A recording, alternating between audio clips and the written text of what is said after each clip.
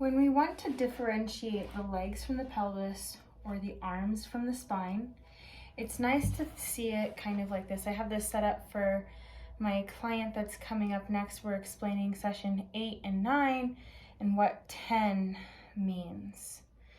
So this is the same thought process, and I'll redraw this a little bit so we can start over, and then I'll do some movement on the table. You'll need a stick. So, if a system, here's happy you.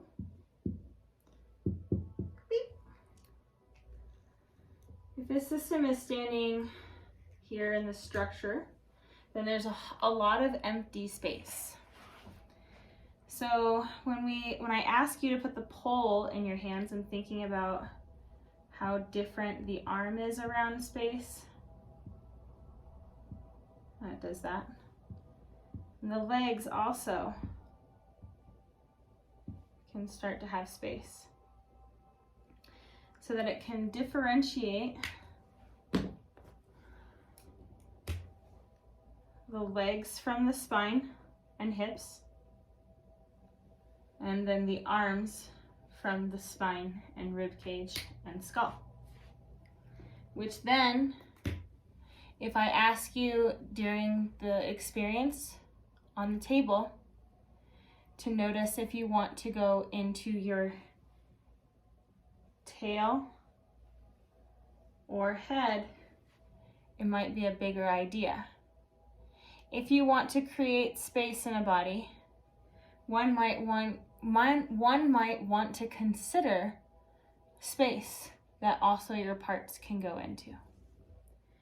When we look at neuroscience and other modalities like Alexander Feldenkrais, Bonnie B. Cohen's with Continuum, and Rolf movement, they all study the same thing with neuroscience.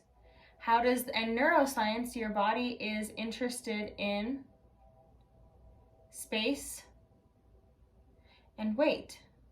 What does gravity do? What's its whole definition? Space and weight. In order to go down, you have to know that you can also go up. In order to go up, you have to also know that you can go down. The law. Okay? So, also how neuroscience works is by me asking, would you like to push or reach?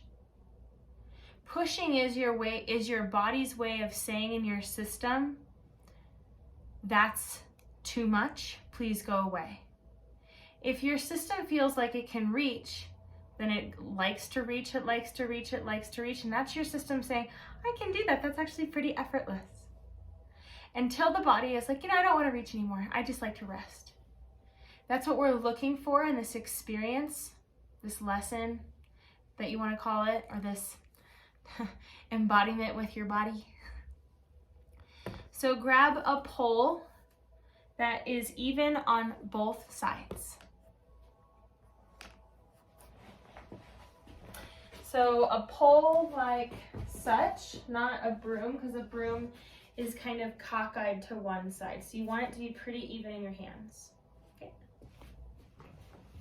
Come to the floor or a surface that you can place your feet on the wall with no interruptions. Take your hands with the stick on your thighs. So that question of who feels weight in space? I feel weight in my pelvis.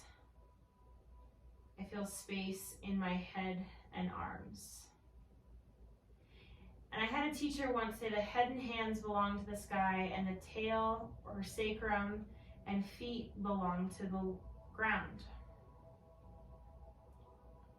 So just by noticing what you like to do in those places, then you get to ask your second thing. In the place that it's weighted, does it like to push or reach? Do what it likes to do. In the place that it likes to reach, does it want to push or reach? Wants to reach.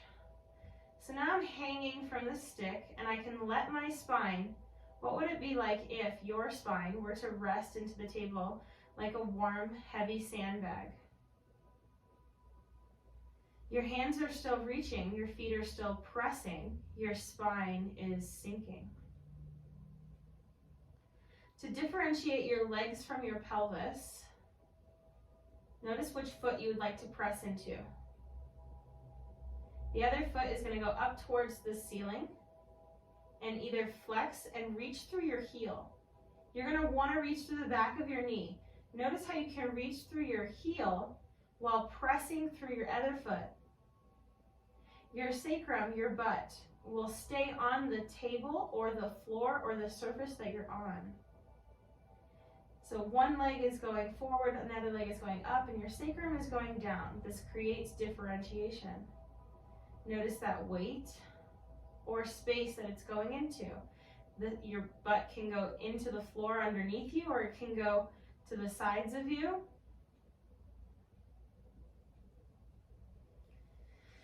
And I just took a deep breath, and you might as well in your practice somewhere, or you might at some point do it without calling for it. That's your system's way of relaxing and releasing.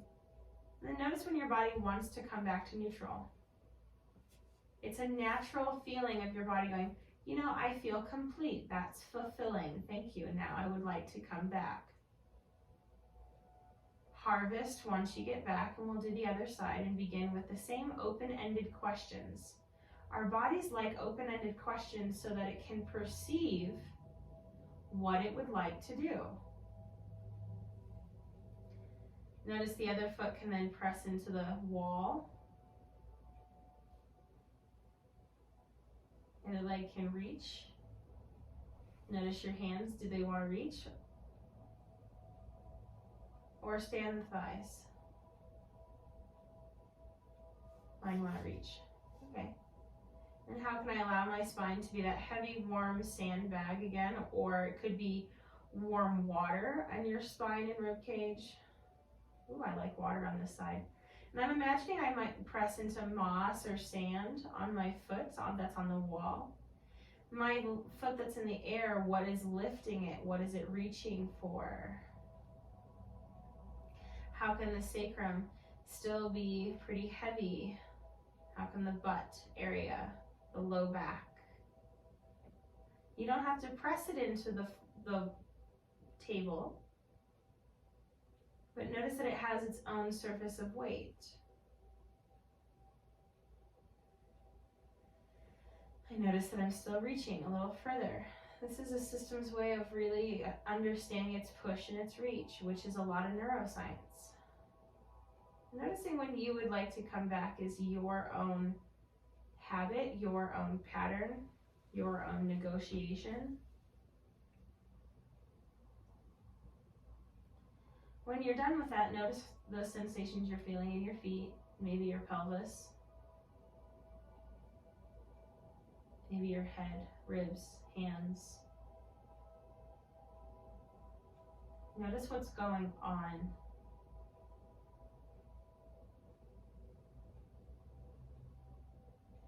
And check in again. You know, the same question, do your feet now want to press or reach? There's a little bit of a press left for my legs. My hands still want to reach. I'm going to get my legs into a sensation of reaching, because reaching means that the system is softened. I feel like my right foot can really press, my left foot wants to reach. So I asked myself a question, which one wants to push, which one wants to reach? Ask yourself the same question, which one wants to push, which one wants to reach, if you need to do it again. What would it be like if your sacrum was really heavy while that leg that's in the air was lifted by a drawstring that was floating across the whole room? Notice where the drawstring would take your leg, while your sacrum, pelvis, low back stayed exactly where it is. It doesn't have to negotiate or take itself along.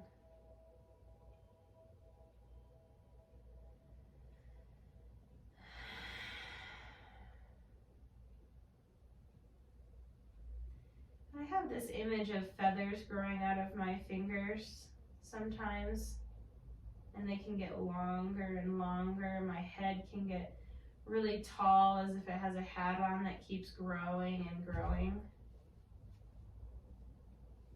It gives me a sense of understanding the space and a perception of that.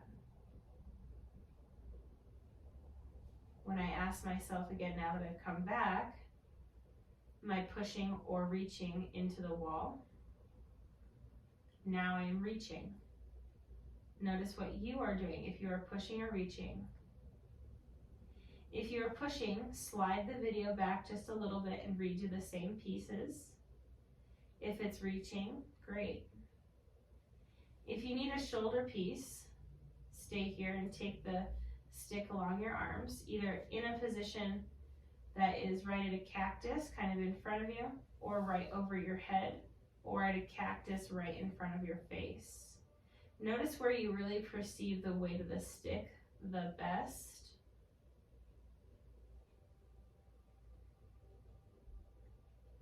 The weight of the stick, it is weight. Notice where there's space in your arms, or notice where there's weight in one arm, or maybe space in the other. Which hand wants to reach?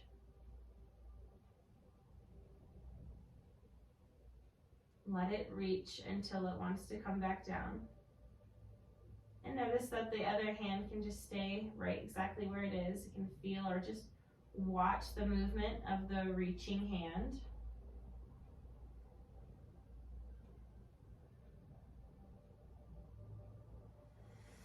And when it comes back, it comes back.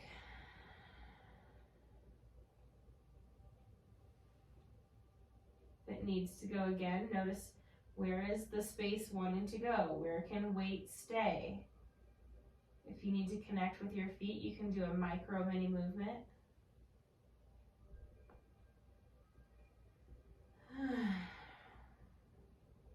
When the other hand can reach, let it.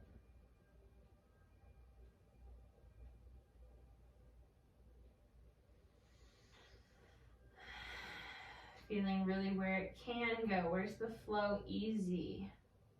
This is you tapping into your, not only perception, but this is, your perception is your fascia. You're tapping into two things, same organ.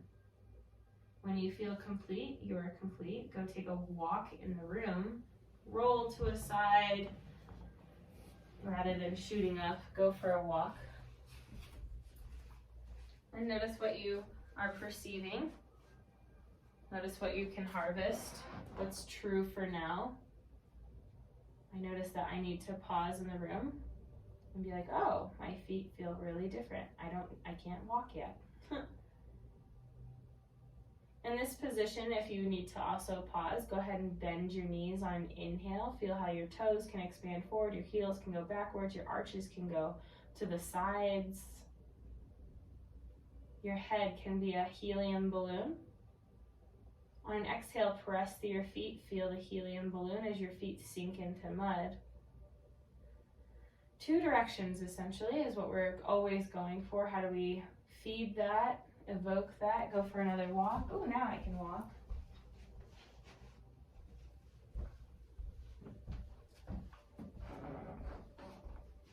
Try this on wherever you can again. The idea of going up, down is what we're looking for. Again, noticing, do you want to push? Do you want to reach? Where is there weight? Where is there space? Do you want to go into reaching first? Do you want to go into space first? These are great questions to ask yourself, and this is called embodiment. This is also called Rolf movement. But in a nutshell, it's you embodying yourself.